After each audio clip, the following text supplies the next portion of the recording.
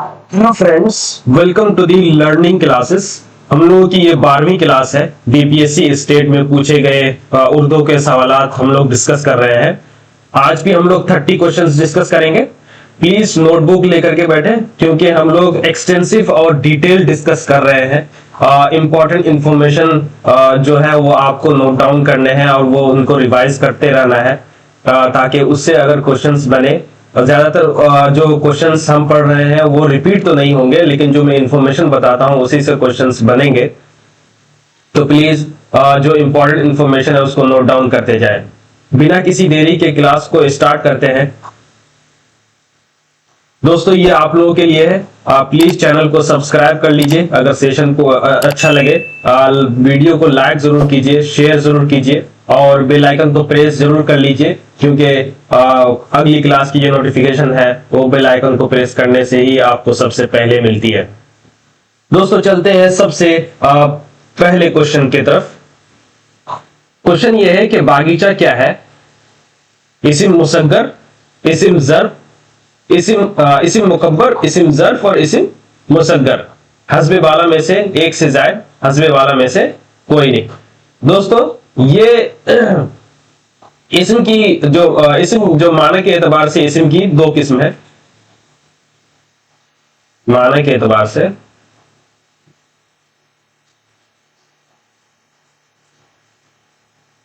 माना के एतबार से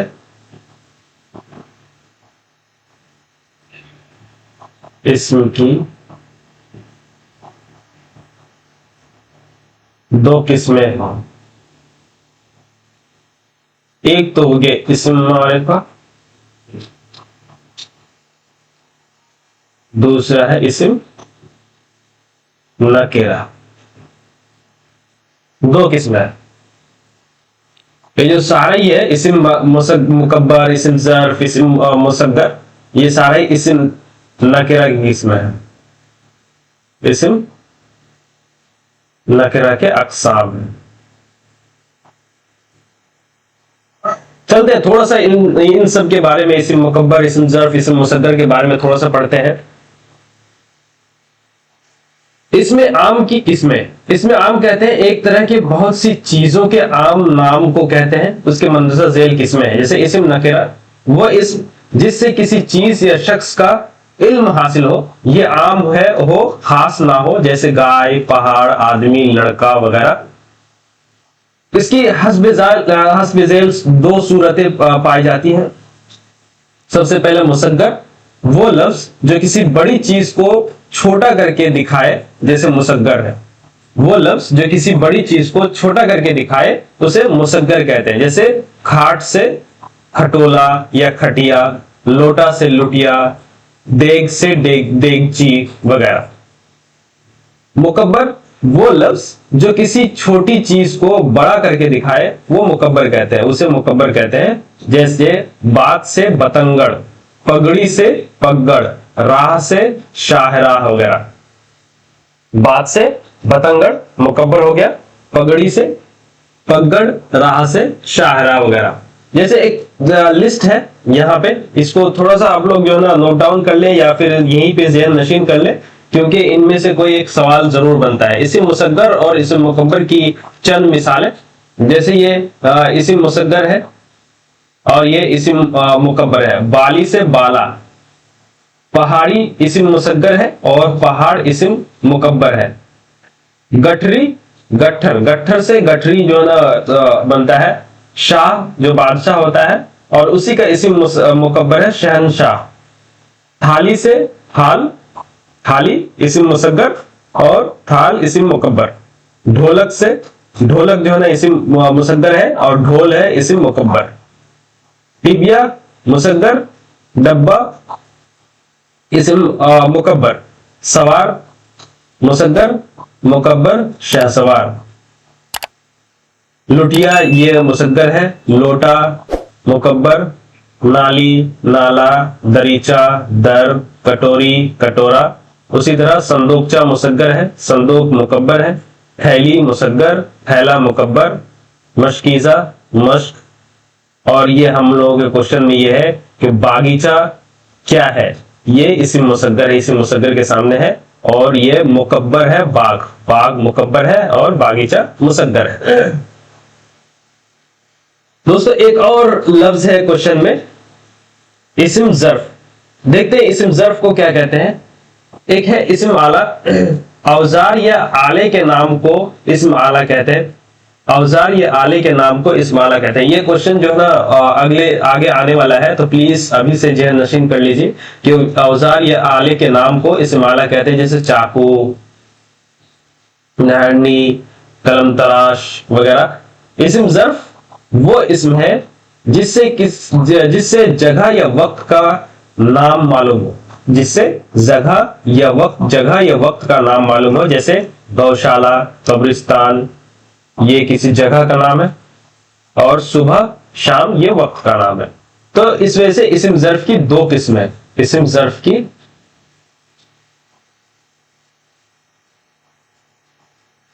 दो किस्में हैं।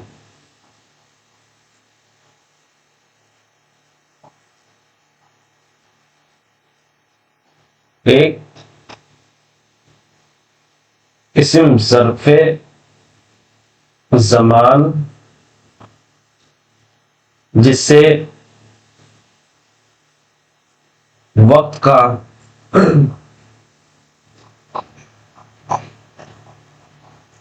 वक्त का नाम मालूम हो।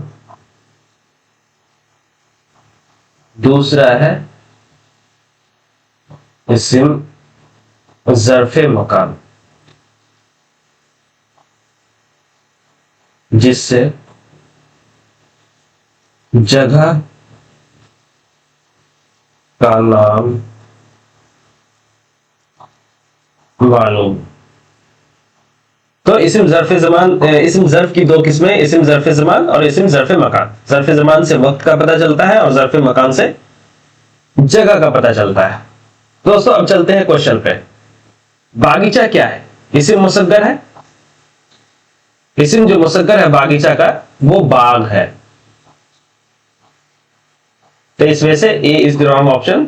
इस्म ज़र्फ नहीं है, इस्म ज़र्फ से जगह या वक्त का पता चलता है, तो बी भी गलत है, इस्म मुसग्गर है। तो दोस्तों बागीचा जो है इस्म मुसग्गर है, इस वजह से सी इज द करेक्ट ऑप्शन।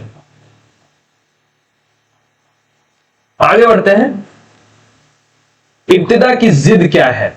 शुरुआत, इंतहा, आगाज।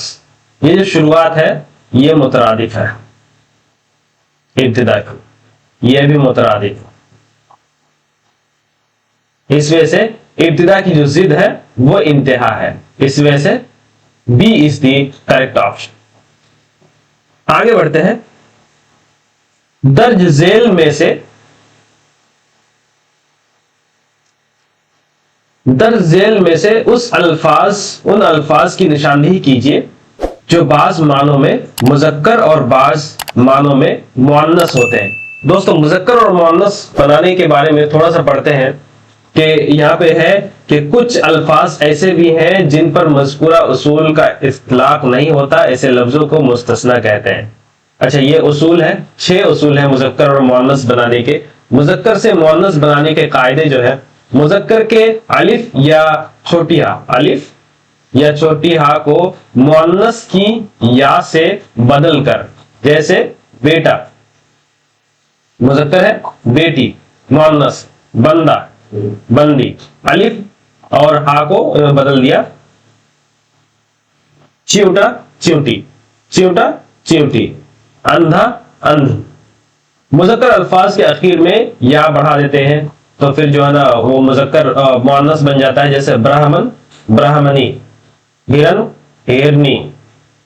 मुज़क्कर के आखिर में आखिरी हर्फ को नून से भी बदलकर मुअन्नस बनाया जाता है, या आखिर के किसी हर्फ को हटाकर नून के इजाफे से। आखिरी हर्फ को जो है ना नून से बदलकर, या फिर आखिर के किसी हर्फ को हटाकर नून के इजाफे से, जैसे भंगी से भंगन, जोगी से जोगन, ग्वाला से ग्वालन, धोबी से धोबन। मुज़क्कर अल्फाज के आखिर में नून बढ़ाकर, जैसे नाग से नागन, चमार से चमारन।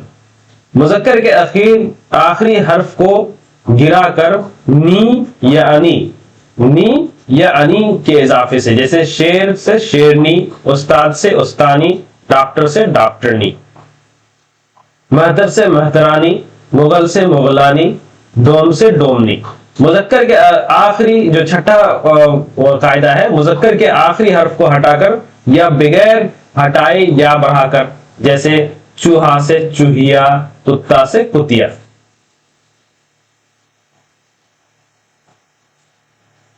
चूहा से चूहिया, कुत्ता से कुतिया। यह है मुअन्नस बनाने का जो मुजक्कर से मुअन्नस बनाने के जो कायदे हैं।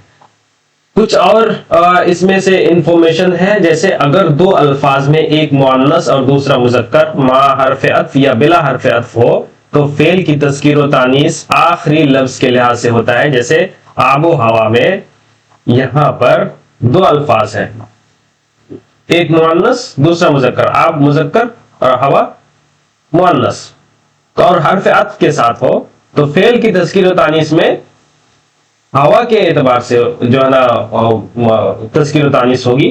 जैसे कलम और दवात, ये दो वर्ड है, कलम है दवात है, तो लास्ट में जो दवात है वो मुअन्नस है, तो मुअन्नस के एतबार से ही, मुअन्नस के लिहाज से ही फेल की तज़कीर व तानीस होगी। आब व गिज़ा, आब व गिल। और दूसरा यह है कि आखिर में गाह आने पर मुअन्नस होते हैं, जैसे तालीम गाह ये मुअन्नस है, दर्सगाह भी मुअन्नस है, बंदरगाह, क़यामगाह, ये सारे मुअन्नस अल्फाज है, सारे मुअन्नस अल्फाज है। चंद अल्फाज मुजक्कर और मुअन्नस दोनों या कहीं मुजक्कर तो कहीं मुअन्नस इस्तेमाल होते हैं, जैसे हमारे क्वेश्चन है, जैसे सांस, फिक, फातिहा, इमला। अब चलते हैं क्वेश्चन पे। अब ये क्वेश्चन ये है कि दर्ज झेल में से उन अल्फाज की निशानदेही कीजिए जो बाज मानों में मुजक्कर और बाज मानों में मुअन्नस इस्तेमाल होते हैं, जैसे आबो, गर्ज, अर्ज, मगरिब। ये सारे ही अल्फाज जो है ना कभी मुअन्नस इस्तेमाल होते हैं और कभी मुजक्कर इस्तेमाल होते हैं। जैसे तो जब एक से ज्यादा जब सही हो तो D is the correct option.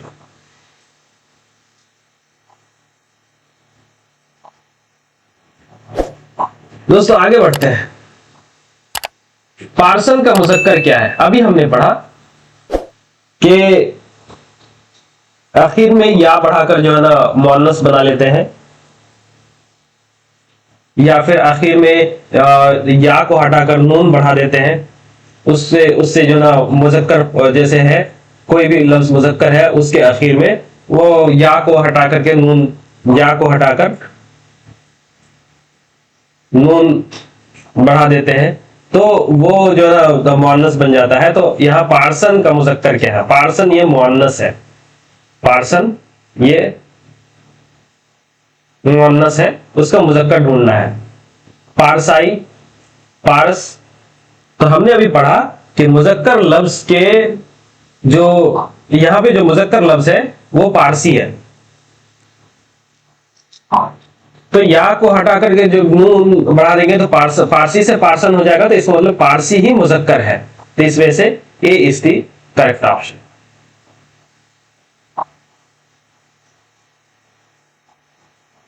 दोस्तों आगे बढ़ते हैं। सुनार का मुअन्नस क्या है? जैसे अभी हमने पढ़ा कि सुनार जैसे मुजक्कर है, सुनार मुजक्कर है,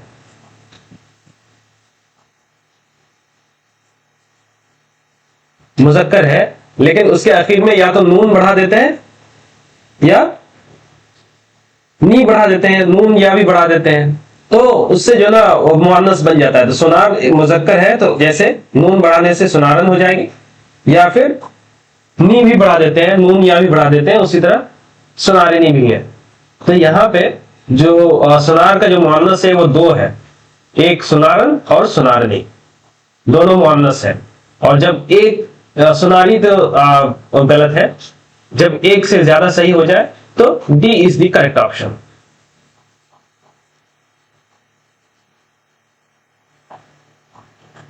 दोस्तों आगे बढ़ते हैं।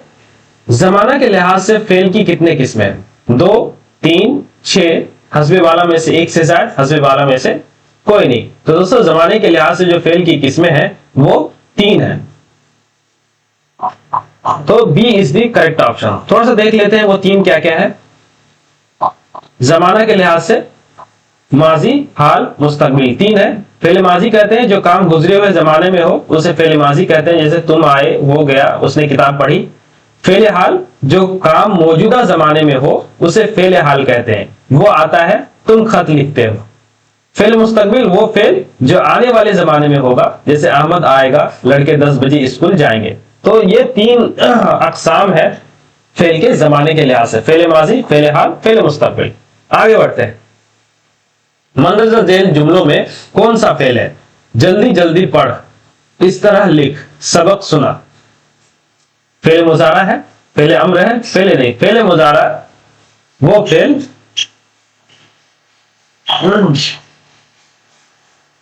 जो मौजूदा वक्त या आने वाले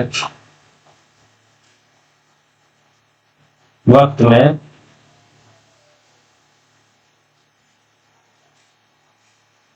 काम का होना समझ में आए। पहले नहीं बोलते हैं, जिसे नफी की जाए वो फेल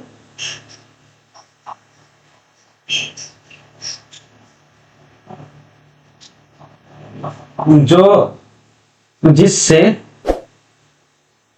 किसी काम का ना होना समझ में आए। फेल अम्र कहते हैं वो फेल जिसके जरिए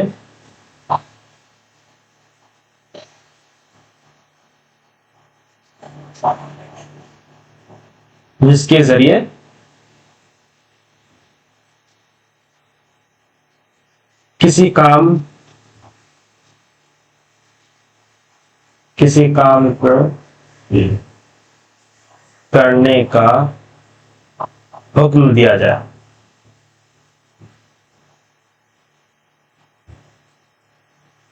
हुक्म दिया जाए वो फेल जिसके जरिए किसी काम को करने का हुक्म दिया जाए। तो यहां पे जल्दी जल्दी पढ़, ये जो पढ़ है, लिख है, ये सुना, ये सारा हुक्मिया फेल, हुक्मिया फेल। तो हुक्म दिया जा रहा है, इस वजह से ए नहीं होगा, सी भी नहीं होगा, डी भी नहीं होगा, ई भी नहीं होगा, इस वजह से फेल अम्र है, इस वजह से B is the correct option. दोस्तों आगे बढ़ते हैं। ये जो है फेल की किस्में, फेल माजी, फेल हाल, फेल मुस्तकबिल, फेल मुजारा, फेल अम्र। ये फेल अम्र हमने पढ़ा, फेल नहीं भी पढ़ लिया। फेल लाजिम, फेल मुतादी, फेल मारूफ, फेल मजहूल, फेल ताम, फेल नाकिस, ये सारे जो ना फेल के ही किस्में हैं।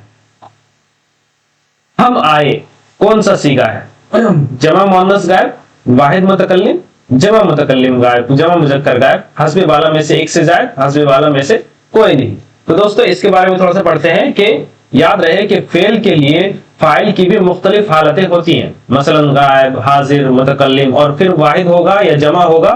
चुनांचे फेल की 6 सूरतें और दर्ज 6 सूरतें और दर्जे हो जाएंगे, जैसे वाहिद गायब, जमा गायब, वाहिद हाजिर, जमा हाजिर, वाहिद मुतकल्लिम, जमा मुतकल्लिम। जैसे वाहिद मुतकल्लिम, जैसे वो आता है, वो आता है, वो आते हैं, तुम आते हो, तुम सब आते हैं, तुम सब आते हो, मैं आता हूं, हम आते हैं। तो इसमें इन दर्जों को सीगा कहते हैं। किसी फेल को इन सीगों में तब्दील करना गर्दान कहलाता है। अब क्वेश्चन में चलते हैं कि हम आए, मैं जो है वो वाहिद मुतकल्लिम की निशान है और हम जमा मुतकल्लिम।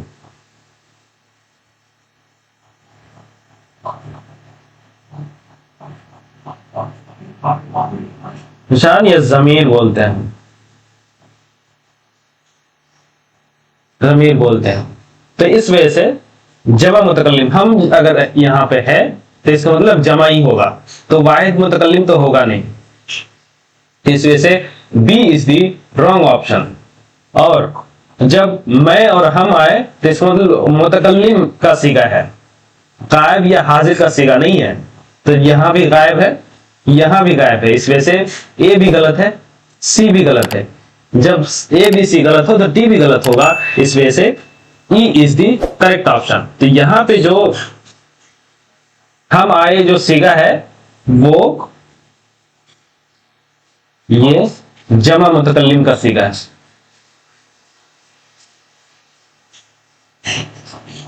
मुतकल्लिम का सीगा है, जमा मुतकल्लिम का सीगा जो ऑप्शन में नहीं है। इस वजह से E is the correct option. दोस्तों आगे बढ़ते हैं। टेंग हाँकना के क्या माने हैं? शेखी बिगाड़ना, इतराना, काला करना। तो इतराना नहीं है, शेखी बिगाड़ना भी डेंग हाँकना होता है।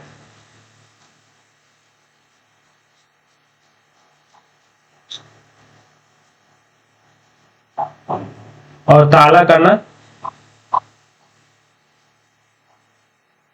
डेंग हाँकना होता है।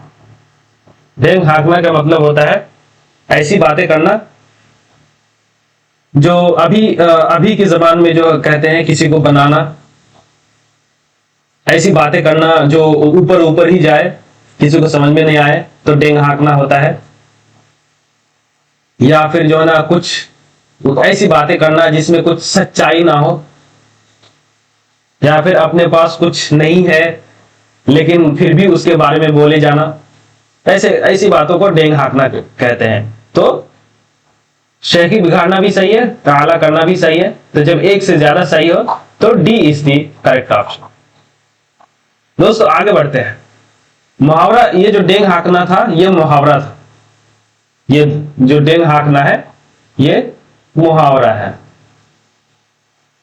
मुहावरा के बारे में थोड़ा सा पढ़ते हैं। मुहावरा को इंग्लिश में इडियम्स बोलते हैं। इन जुमलों को पढ़िए। बहुत दिन बाद नानी से मिलकर आंखें भर आई। आंखें भर आना,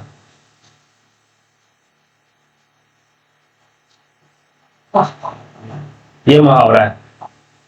हकीकत सामने आने पर वो बगले झांकने लगा। तो बगले झांकना।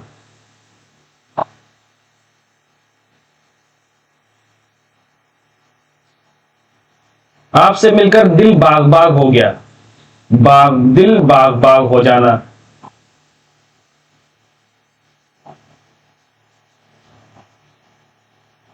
होना, ये सारे तीनों जो ना मुहावरा है। इन जुमलों में खतशीदा अल्फाज आंखें भराना, बगले झांकना और दिल बाग बाग होना के माना है रंजीदा होना, शर्मिंदा होना और बहुत खुश होना। दिल बाग बाग होने का मतलब है बहुत खुश होना, बगले झांकना शर्मिंदा होना, आंखें भराना रंजीदा हो जाना।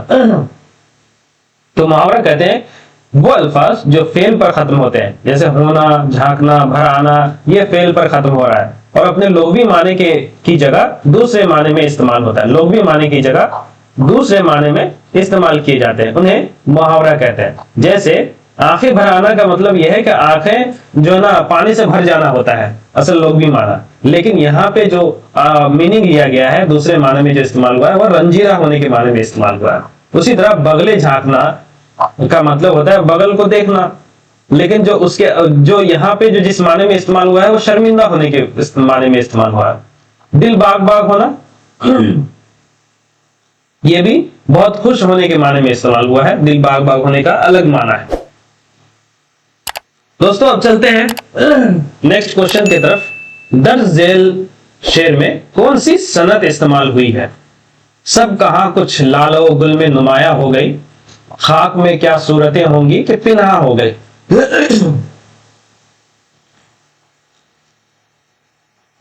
दोस्तों इस शेर में कौन सी सनत इस्तेमाल हुई है? हुस्न तालील, लफो नशर, तजाहुल आरिफाना। हस्बे बाला में से एक से जाए हस्बी वाला में से कोई नहीं। तो दोस्तों हुस्न तालील, लफ्ज़ नशर, तजाहुल आरिफाना कहते हैं जानकर अनजान बनना।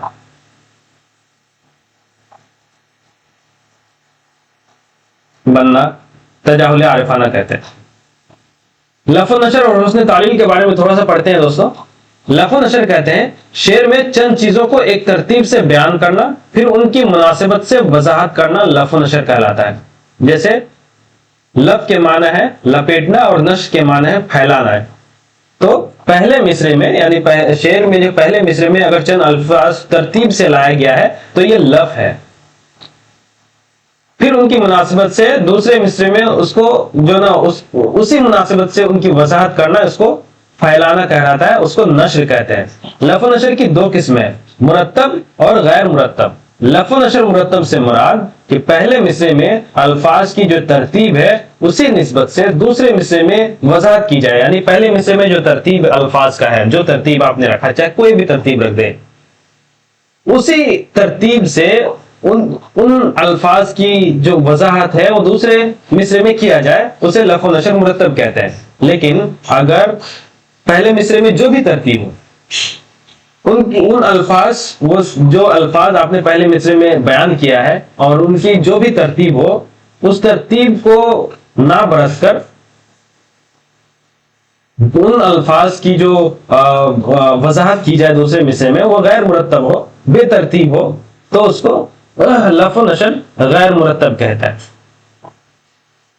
कि पहले मिसरे की तरतीब के मुताबिक दूसरे मिसरे में वजाहत उसी तरतीब से ना हो, तो उसे लफ्ज़ नशर मुरत्तब कहते हैं।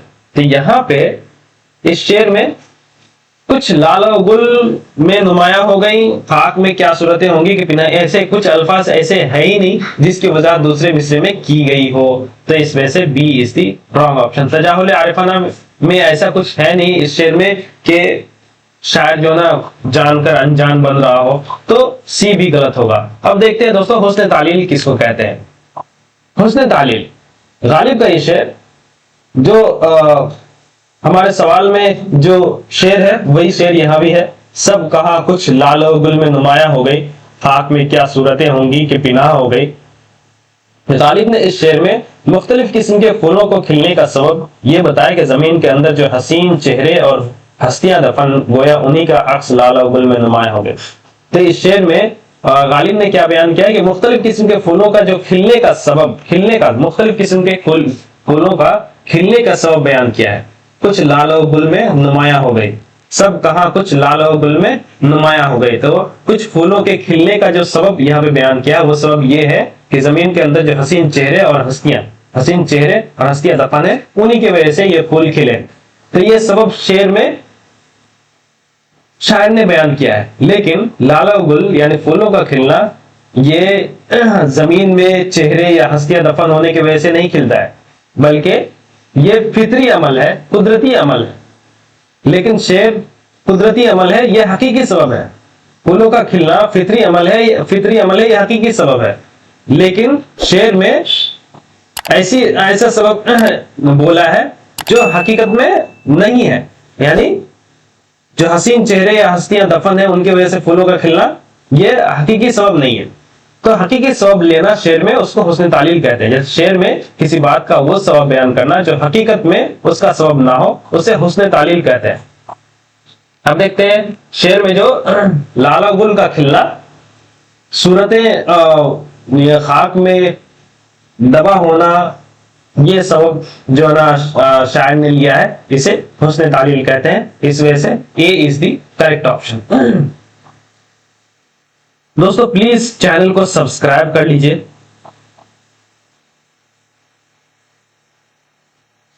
बेल आइकन को प्रेस जरूर करते रहिएगा, लाइक जरूर कीजिए और वीडियो को शेयर जरूर करते रहिए, क्योंकि आप लोग ये काम अगर करेंगे तो मेरी हिम्मत अफजाई होगी। और मैं पीपीटी बनाने में बहुत मेहनत करता हूं। आपको जो सटीक इंफॉर्मेशन है क्वेश्चन से रिलेटेड, एक एक ऑप्शन से रिलेटेड, ऑप्शंस को एलिमिनेट कैसे करें, एलिमिनेट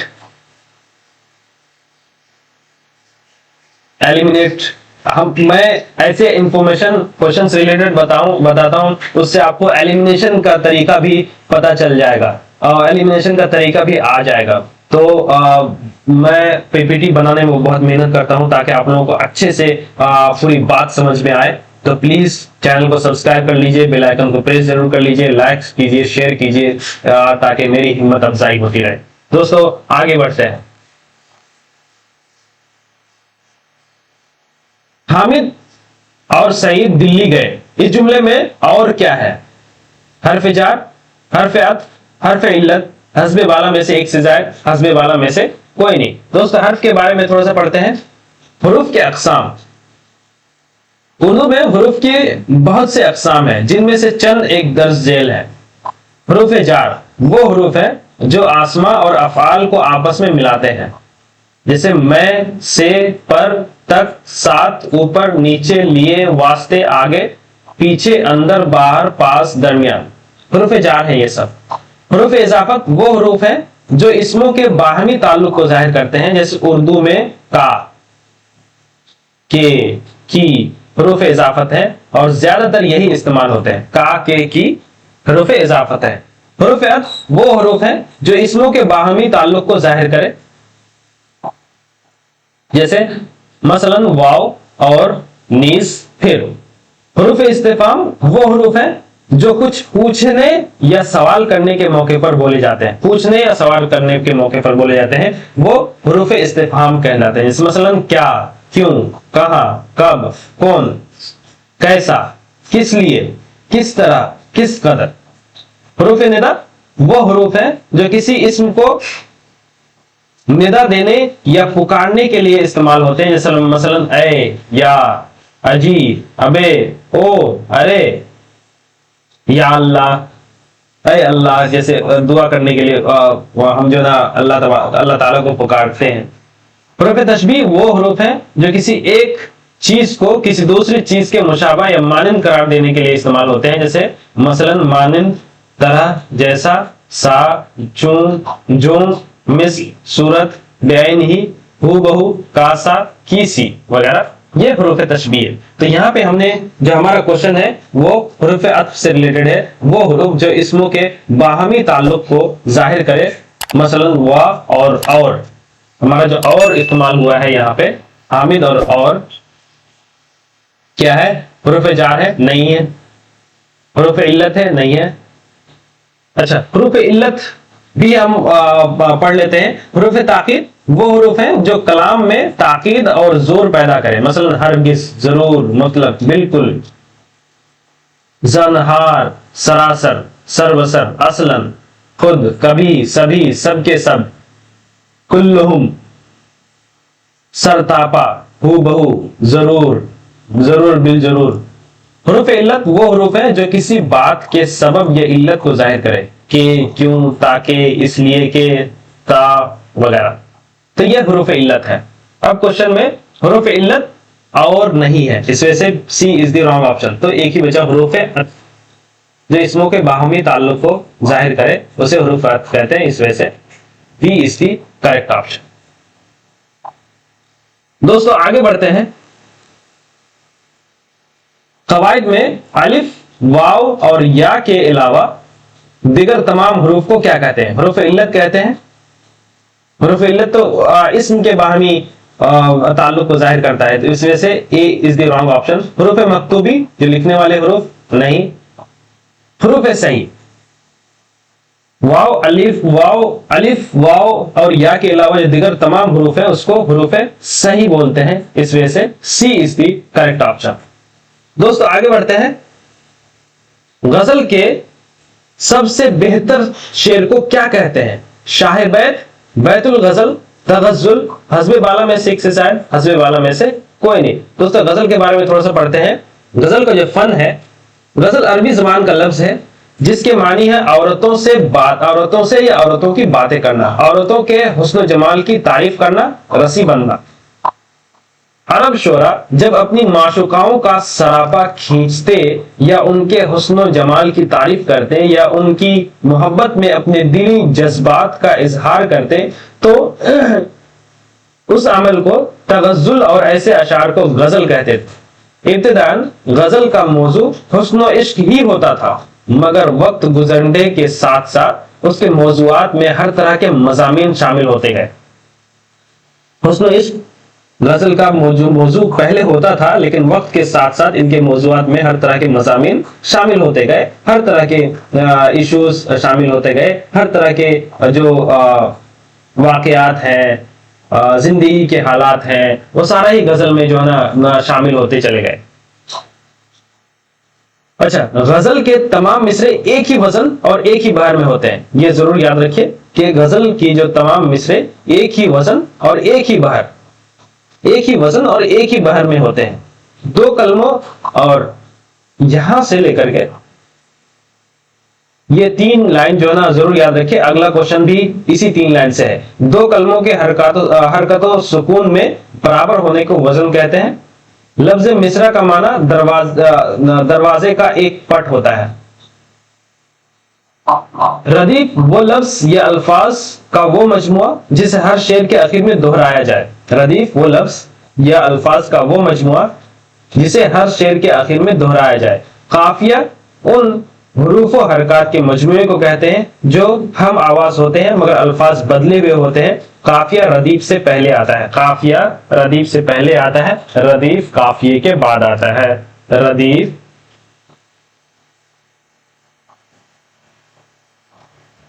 काफिया के बाद आता है। अच्छा, आगे बढ़ते हैं। गजल का पहला शेर जिसके दोनों मिसरे हम काफिया और हम रदीफ हो, मतला कहलाता है। गजल का पहला शेर जिनके दोनों मिसरे हम काफिया और हम रदीफ हो, मतला कहलाता है। गजल का जो आखिरी शेर होता है जिसमें शायर अपना तखल्लुस इस्तेमाल करता है, उसको मक्ता कहते हैं।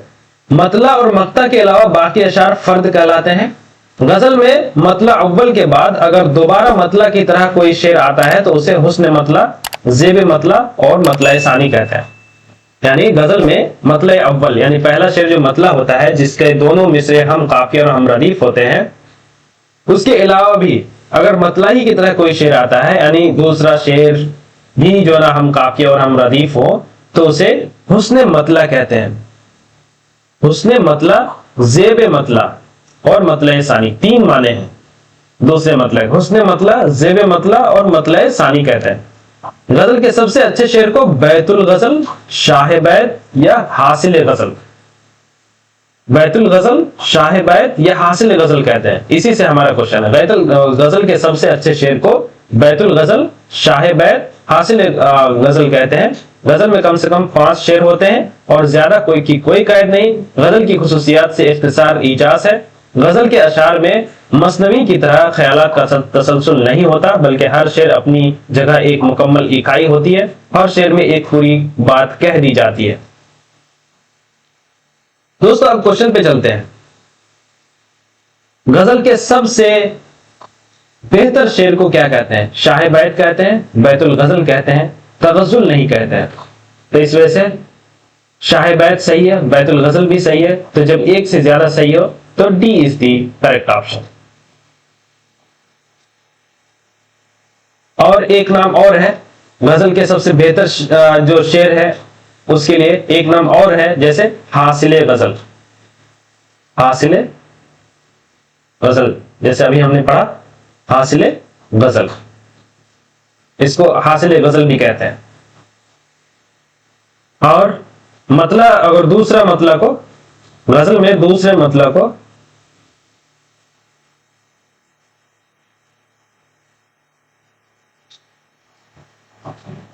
हुस्न मतला,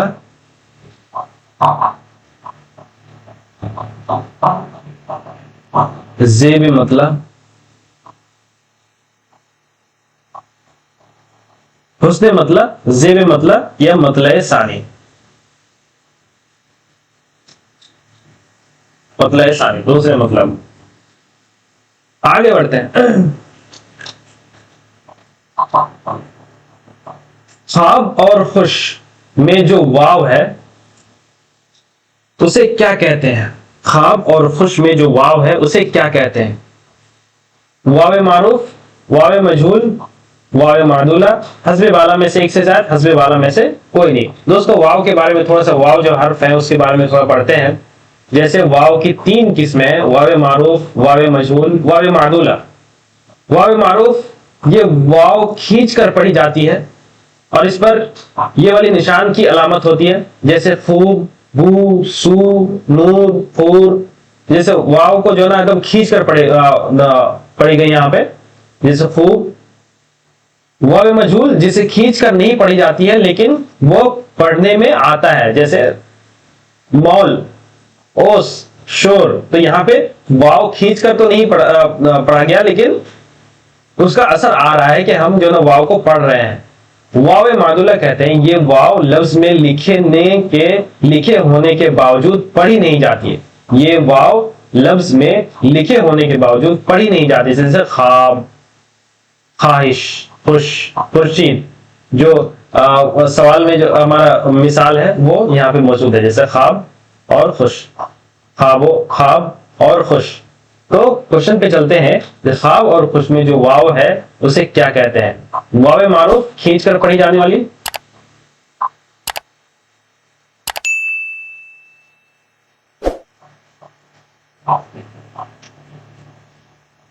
खींच कर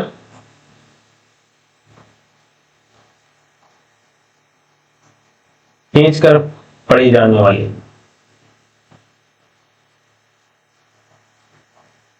वाव मजहूल खींच कर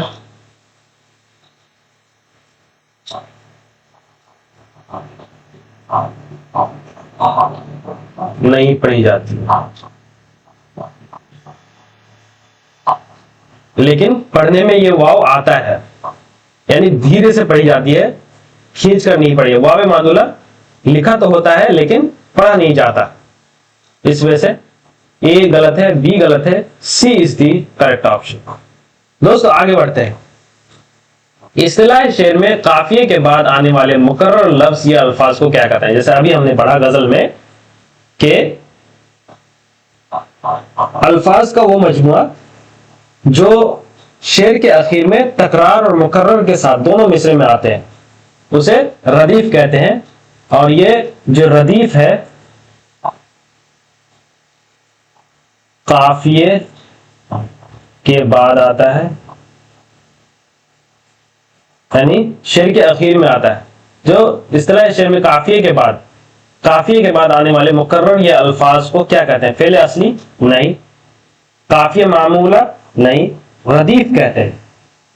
मुकर्रर अल्फाज जो काफिये के बाद आए उसे रदीफ कहते हैं। दोस्तों आगे बढ़ते हैं। यह भी ना पूछा सैयाद ने कौन रहा और कौन रिहा हो गया। रहा और ये रिहा। इस शेर में कौन सी सनत है? तजनीस, इश्तिकाक, तजाद। तजाद कहते हैं शेर में ऐसे दो अल्फाज जो आपस में मुतजाद हो। शेर में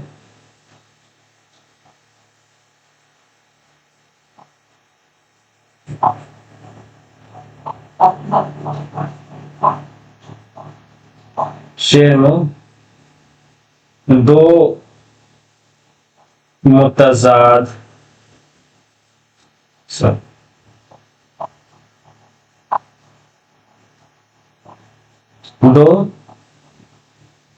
मुतजाद अल्फाज का इस्तेमाल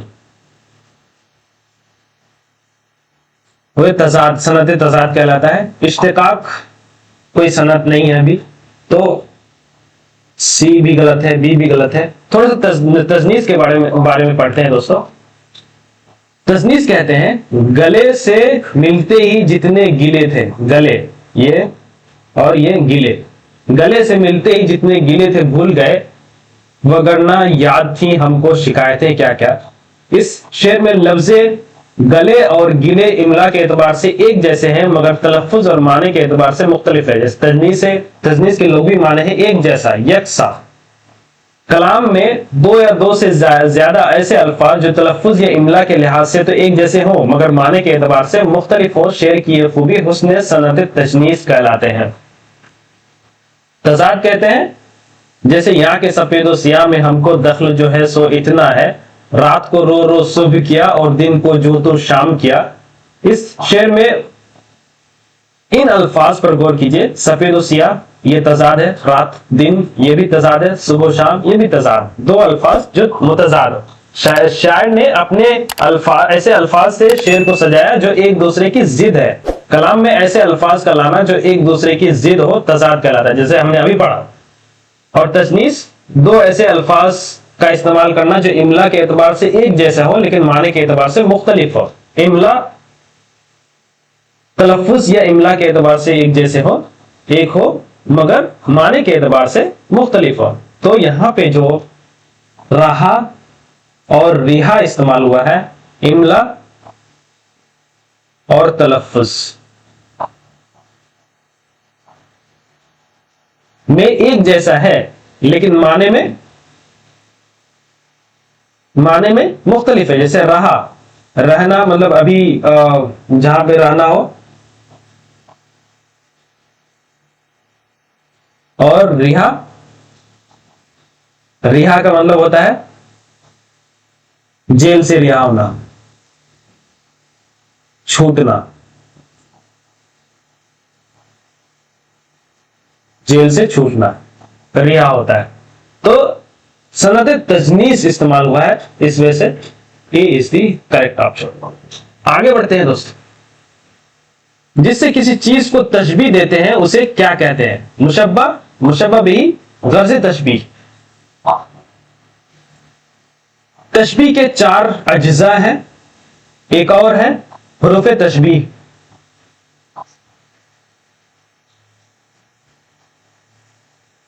हुरूफ तशबीह भी है, ये चौथा है। मुशब्बा, मुशब्बा बिही, गर्ज तशबीह और हुरूफ तशबीह।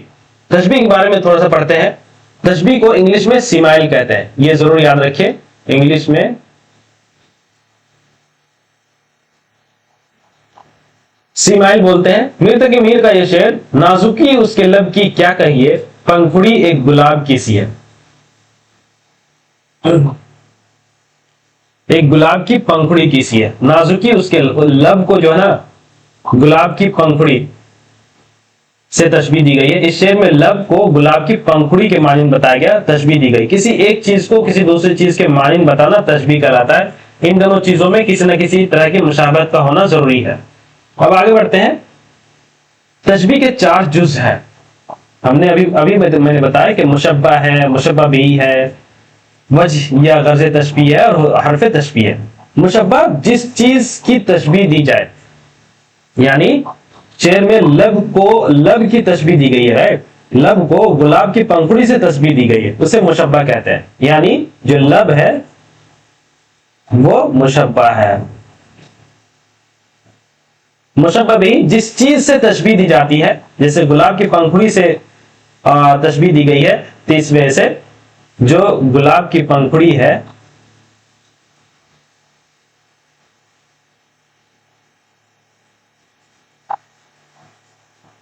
वो मुशब्बा बिही है, मुशब्बा बिही है। वजह या गर्ज तशबीह एक शय को दूसरी शय से तशबीह देने की कोई चीज या गर्ज होती है। यानी आप तशबीह अगर दे रहे हैं तो उसके पीछे कोई ना कोई वजह होगी, उसे गर्ज तशबीह या वजह तशबीह कहते हैं। जैसे नाजुक सुर्ख लब को गुलाब की पंखुड़ी इसलिए कहा गया क्योंकि गुलाब की पंखुड़ी नाजुक और सुर्ख होती है। नाजुक सुर्ख लब जो होता है, लब जो है नाजुक सुर्ख है, और गुलाब की पंखुड़ी भी नाजुक सुर्ख होता है क्योंकि एक जैसा है, इसी वजह से तशबीह दी गई। इसमें नजाकत और सुर्ख रंग वजह तशबीह या वजह शिब है। नजाकत और सुर्ख रंग ही वजह तशबीह वजह शिब है। हरफ तशबीह वो लफ्ज जो तशबीह जाहिर करे। मीर के इस शेर में सी हरफ तशबीह है। सी के अलावा जैसे ऐसा, वैसा, सा, मानिंद, तरह, गोया, यूं वगैरह अल्फाज भी तशबीह को जाहिर करते हैं, यह हरफ तशबीह है। दोस्तों अब क्वेश्चन पे चलते हैं। क्वेश्चन जो है ये तशबीह के अज्जा के बारे में है कि जिससे किसी चीज को तशबीह देते हैं उसे क्या कहते हैं? जिससे किसी चीज को तशबीह देते हैं तो मुशब्बा बिही कहते हैं। मुशब्बा जिसकी तशबीह दी जाए। तशबीह दी जाए, मुशब्बह बिही जिससे तशबीह दी जाए।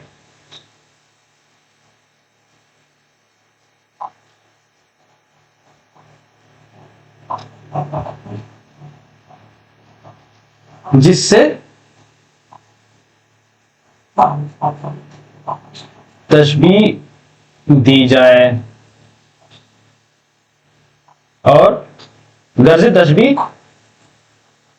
तशबीह देने की वजह। तो यहां पे है जिससे तशबीह दी गई, जिससे किसी चीज को तशबीह दी गई वो मुशब्बह बिही है। तो B is the correct option.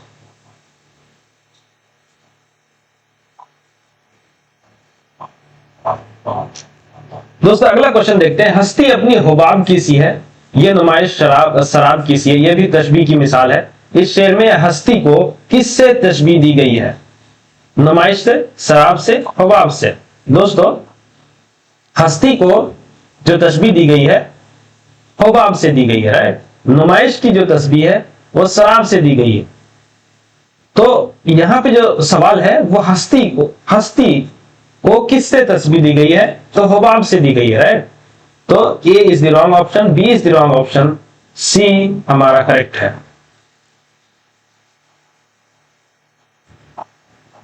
आगे बढ़ते हैं। अंग्रेजी में लफ्ज सीमाइल के लिए इल्म बयान में कौन सी इस्तिलाह मुस्तअमल है? मजाज मुरसल, किनाया, इस्तिआरा। इसको मेटाफर बोलते हैं।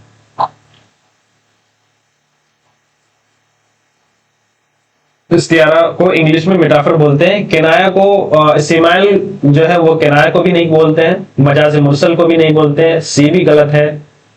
इस वजह से ए बी सी जब गलत हो तो डी भी गलत होगा और इस वजह से E is the correct option. दोस्तों सीमाइल को इंग्लिश में, अंग्रेजी लफ्ज सीमाइल के लिए जो इल्म बयान में जो लफ्ज इस्तेमाल होता है, जो इस्तिलाह है, वो तशबीह है।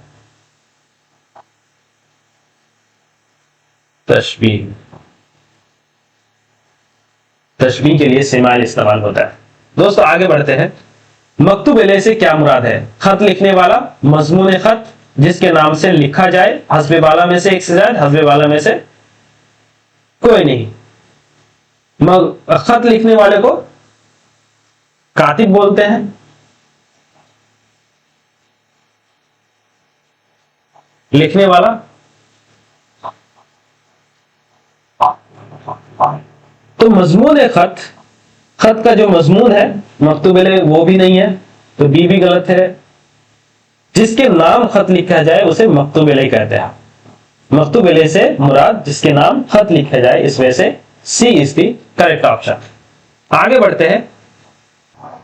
मकतूब की जमा क्या है? मकातिब, मकातीब, मकातबत, हस्बे बाला में से एक से जायद, हस्बे बाला में से कोई नहीं। दोस्तों एक होता है मकतब,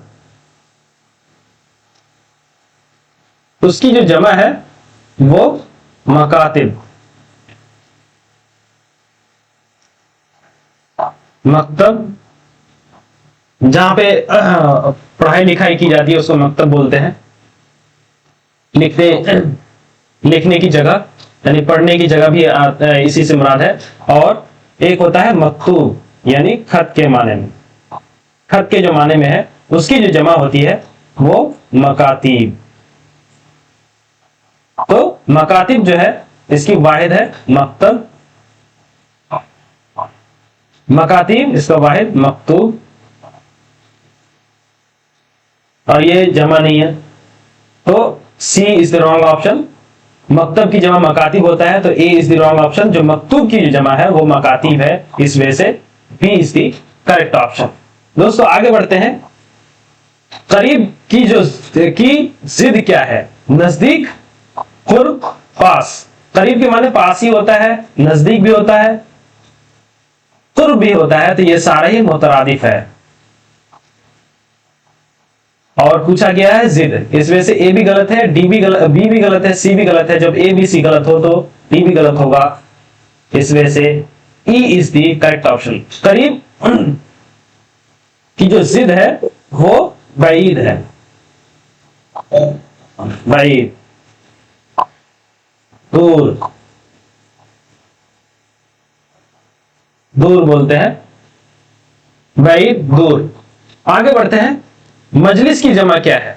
जुलूस, मजालिस, जलसे, हस्बे बाला में से एक से ज्यादा, हस्बे बाला में से एक से, हस्बे बाला में से कोई नहीं। दोस्तों मजलिस की जो जमा है वो मजालिस, इस वजह से B is the correct option.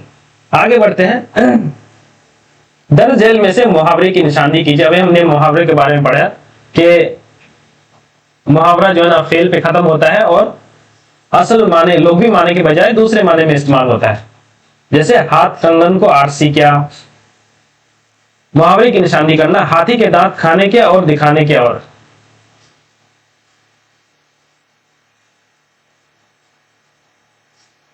ये जरूर मसल है,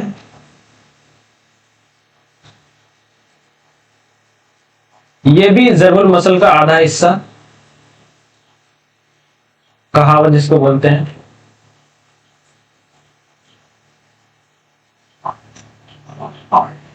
कहावत, पापड़ बेलना, ये फेल पे खत्म हो रहा है।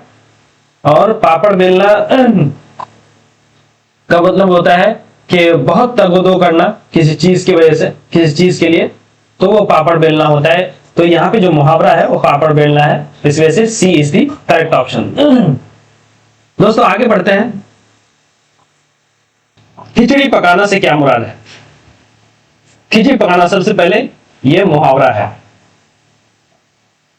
क्योंकि पकाना ये फेल पे खत्म हो रहा है। खुफिया सलाह मशवरा करना, बहुत शोरगुल करना, खौफजदा होना, हस्बे बाला में से एक से ज्यादा, हस्बे बाला में से कोई नहीं। दोस्तों शोरगुल, खिचड़ी पकाना का मतलब शोरगुल नहीं होता है, खौफजदा होना भी नहीं होता है, इस वजह से खुफिया सलाह मशवरा करना ये इज दी करेक्ट ऑप्शन। तशबीह किस सिंफ का हिस्सा है? नज़्म मुअर्रा, मरसिया, कसीदा, हस्बे बाला में से एक से ज्यादा, हस्बे बाला में से कोई नहीं। दोस्तों तशबीह जो है ना ये अज्जाए तरकीबी का हिस्सा है, और पढ़ते हैं किस सिंफ का हिस्सा है। मरसिए के अज्जाए तरकीबी 8 है। चेहरा मरसिए का इब्तिदाई हिस्सा, जिसमें तमहीद के तौर पर ऐसे मज़ामीन बयान किए जाते हैं जिनका मरसिए के हीरो से बराह रास्त वास्ता ना हो। ऐसे मज़ामीन बयान किए जाते हैं जिनके मरसिए के हीरो से बराह रास्त वास्ता ना हो, लेकिन मरसिए का ये पहला इब्तिदाई हिस्सा है चेहरा। उमूमन सुबह के मनाजिर, दुनिया के बेसुबाती, राह के मसाइब, खुदाए ताला की हम्दो सना, नाते सुरूर कायनात, आलिस रसूल की मदह, या शायर खुद अपनी तारीफ को मौजूद सुखन बनाता है, तो उसको चेहरा है, ये मरसिए के अज्जाए तरकीबी का पहला हिस्सा है। दूसरा है सरापा, इसमें हीरो का नाक, नक्शा, कद्दो कामत, सुजातो नेक खोई का बयान होता है। रुखसत, हीरो का मैदान में जंग करने की इजाजत लेना और अजीजों से रुखसत होना। आमद, हीरो का मैदान जंग में आना। रज्ज, अरब के आदाब जंग के मुताबिक हीरो का मुकाबिल फौज को फखरिया अंदाज में अपने आबा व अजदाद के नाम और कारनामों से वाकिफ कराना और अपनी बहादुरी और बरतरी का इजहार करना। जंग, हीरो का किसी पहलवान से दस्त बदस्त और कभी फौज की किसी दस्ते से जंग करना। शहादत, हीरो का जख्मी होना और शहीद होना। बैन, हीरो की मौत पर इजहार रंज मलाल करना। तो ये 8 जो है ना मरसिया के अज्जाए तरकीबी है, और हर जुज में क्या बयान किया जाता है मरसिया में, वो आपके सामने ये डिटेल के साथ है। चेहरा में क्या होता है, सरापा में क्या बयान किया जाता है, रुखसत में किससे इजाजत लिया जाता है, अजीजों से रुखसत लेने के बारे में अशार कहे जाते हैं। आमद, हीरो का मैदान जंग में आना होता है। रज, जैसे अरब के आदाब जंग के मुताबिक हीरो का मुकाबिल फौज को फखरिया अंदाज में आबा अजदाद के बारे में बताना। जंग यानी जंग करना। शहादत, जंग में जंग करते हुए हीरो का जख्मी होना, शहीद हो जाना। और बैन कहते हैं शहीद होने के बाद हीरो की मौत पर इजहारे रंजो मलाल करना। तो ये था मरसिया का अज्जाए तरकीबी। अभी भी तशबीह इसमें आया नहीं है, इस वजह से मरसिया ऑप्शन नहीं हो सकता है। दूसरा मरसिया नहीं होगा। नज़्म मुअर्रा में के अज़ाए तरकीबी नहीं होती है, नज़्म की अज़ाए तरकीबी नहीं होती है, इस वजह से ए भी नहीं होगा। तो कसीदा के बारे में थोड़ा सा पढ़ते हैं कि उर्दू कसीदा के अज़ाए तरकीबी 5 हैं। तशबीह, गुरेज, मदह, मुद्दा, दुआ। ये 5 अज़ाए तरकीबी है। तशबीब, तशबीब से मुराद वो अशार लिए जाते हैं जो कसीदे की इब्तिदा में तमहीद के तौर पर लिखे जाते हैं। मरसिये में ये चेहरा होता है, चेहरा होता है, लेकिन कसीदा में तशबीब होता है। तशबीब का पहला शेर कसीदे का पहला शेर यानी मतला होता है। कसीदे के मतले के लिए शर्त है कि वो बुलंद पाया और शगुफ्ता हो। कसीदे के मतले के लिए शर्त है कि वो बुलंद पाया और शगुफ्ता हो। तशबीब जो है ना अज़ाए तरकीबी का हिस्सा है उर्दू कसीदा का। क्वेश्चन में इस वजह से तशबीब जो ना कसीदा का हिस्सा है, तशबीब कसीदा के अज़ाए तरकीबी का हिस्सा है, इस वजह से सी इज द करेक्ट ऑप्शन। आगे बढ़ते हैं। दर्ज झैल में से साबिका की निशानदेही कीजिए। अनमोल, परदेश, खुशबू। साबिका जो होता है वो प्रीफिक्स कहते हैं, इंग्लिश में कहते हैं जो पहले आए, पहले आए। एक होता है लाहिका,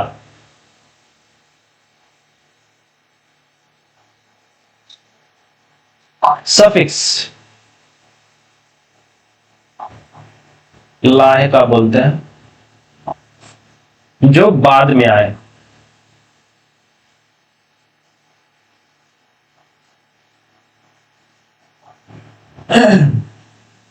तो यहां पे साबिका की निशानी करना, जो पहले आ रहा हो उनको निशानी करने के लिए बोला गया है। तो यहां पे अन पहले आया है, पर भी पहले आया है, लेकिन खुशबू में वो ये बाद में आया है, तो ये लाहिका है,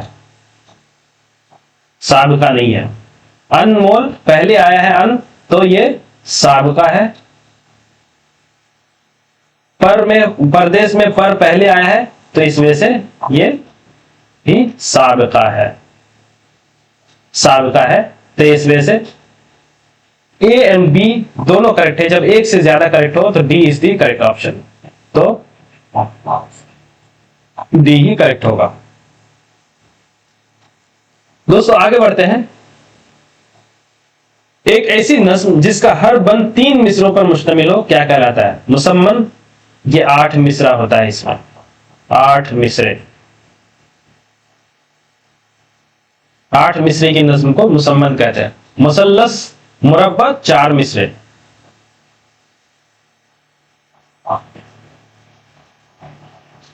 वाली नज्म, 8 मिसरे वाली नज्म मुसल्लस कहते हैं। 3 मिसरे वाले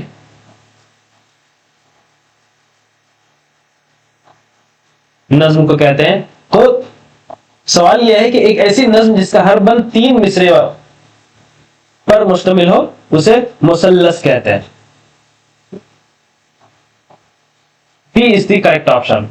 इसके अलावा और भी हैं, जैसे मुसल्लस हमने पढ़ लिया, मुरब्बा पढ़ लिया, मुखम्मस जिसके हर बंद में 5 मिसरे हो, 5 मिसरे। मुसद्दस 6 मिसरे। मुसब्बा 7 बंद में 7 मिसरे के बंद हो। मुसम्मन 8 मिसरे के बंद हो। मुतस्सा 9 मिसरे के बंद हो। मुआशर 10 मिसरे के जिसमें बंद हो, उसमें उस सारे को मुआशर कहते हैं, मुतस्सा कहते हैं, मुसम्मन, मुसब्बा, मुसद्दस, मुखम्मस, मुरब्बा, मुसल्लस कहते हैं। दोस्तों आगे बढ़ते हैं।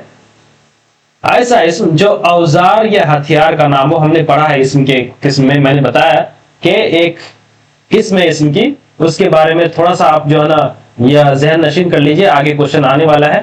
तो दोस्तों ऐसा इसम जो औजार या हथियार का नाम हो उसे क्या कहते हैं? इसम ज़र्फ कहते हैं, इसम ज़ात कहते हैं, इसम आम कहते हैं। इसम आम को इसम नकेरा कहते हैं, इसम नकेरा कहते हैं।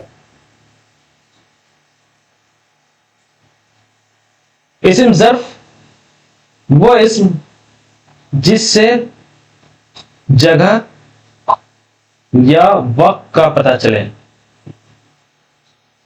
वक्त का मालूम हो, जिससे जगह या वक्त मालूम हो।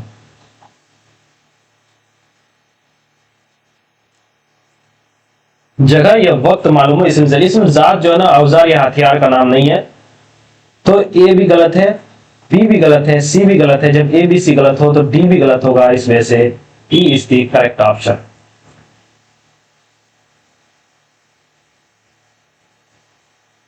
औजार या हथियार का नाम, वो इस्म जो औजार या हथियार का नाम, उसे इस्म आला कहते हैं।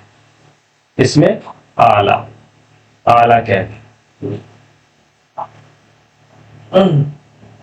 दोस्तों आगे बढ़ते हैं, इस्म नकिरा की किस्में के बारे में थोड़ा सा पढ़ते हैं। इस्म आला, इस्म सौत, इस्म मुसग्गर, इस्म ज़र्फ। हमने अभी पढ़ा इस्म आला जो किसी औजार या हथियार को जाहिर करे, जैसे चाकू, कैंची, छुरी, तलवार, बंदूक। अरबी और फारसी के अहम आला भी उर्दू में इस्तेमाल होते हैं, जैसे मिक़यासुल हरारत, मिसवाक, मिक़राज, मिस्तर, फुटबॉल, पैमाना, कलम तराश, चाकू। इसमें सौत वो इस्म जिससे किसी आवाज को जाहिर करे, जैसे साई साई, काई काई, छम छम, बारिश, गुड़गुड़, टन टन, कू।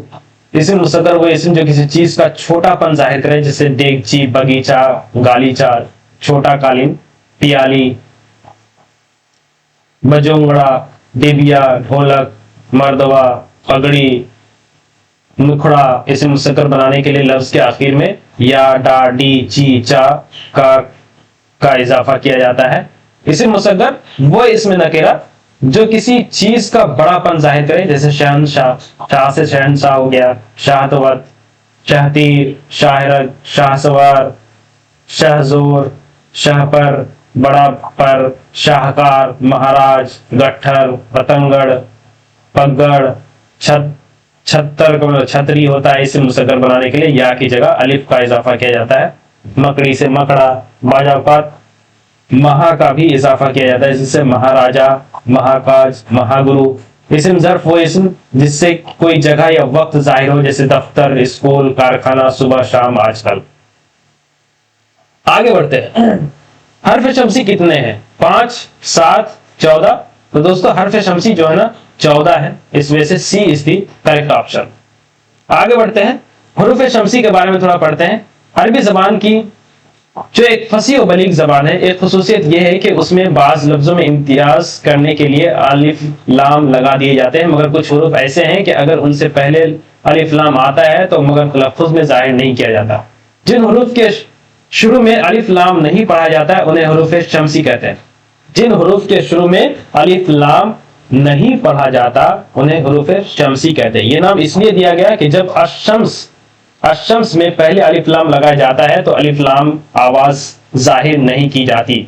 जिन हुरूफ में लाम की आवाज तलफ्फुज में जाहिर की जाती है, अलिफ लाम की आवाज तलफ्फुज में जाहिर की जाती है, हुरूफ कमरी कहते हैं, क्योंकि अल कमर पर जब अलिफ लाम लगाएंगे तो अलिफ लाम की आवाज जाहिर की जाएगी।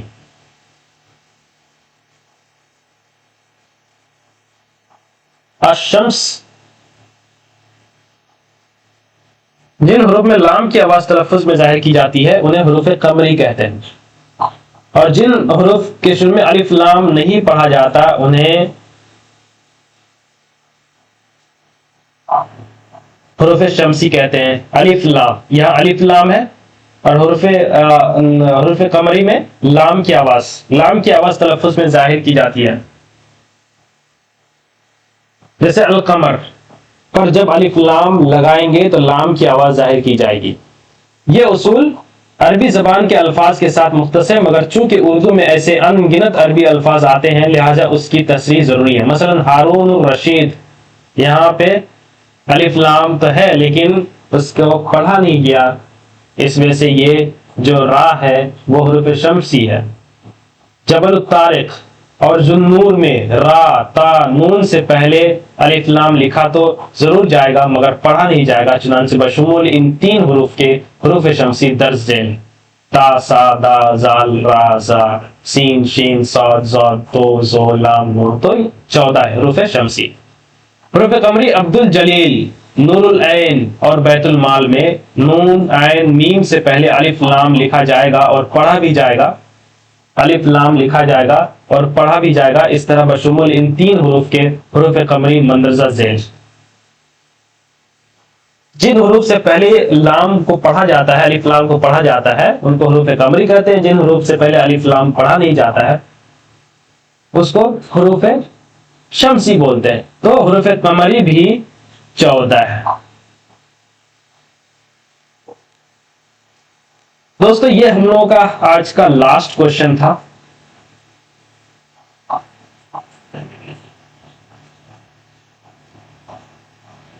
मिलते हैं अगली क्लास में, तब तक के लिए बहुत बहुत शुक्रिया।